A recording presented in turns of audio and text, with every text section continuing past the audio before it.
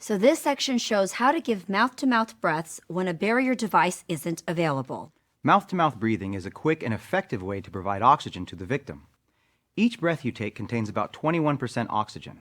When you provide a rescue breath, the air you breathe into a victim contains about 17% oxygen. This is why rescue breaths are effective in providing oxygen to the victim. Let's go through the steps to deliver mouth-to-mouth breaths to a victim. Start by holding the victim's airway open with a head tilt chin lift.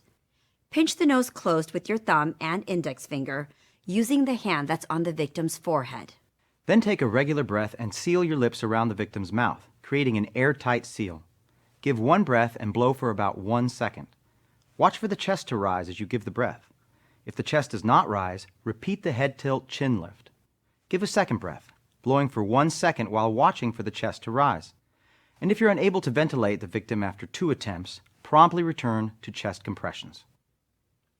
And to reduce the risk of gastric inflation or air entering the stomach, avoid giving breaths too rapidly or with too much force and volume. Make sure you give each breath over 1 second and deliver air just until you make the victim's chest rise. In an infant, the mouth-to-mouth and nose technique is preferred. To do this, open the victim's airway with a head tilt chin lift. Place your mouth over the infant's mouth and nose to create an airtight seal. Give one breath, blowing for about 1 second.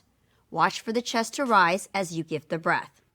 If the chest does not rise, repeat the head tilt chin lift to reopen the airway and try to give a breath that makes the chest rise. If you can't cover the infant's nose and mouth with your mouth, use the mouth-to-mouth technique instead. The mouth-to-mouth technique for an infant is the same as for an adult.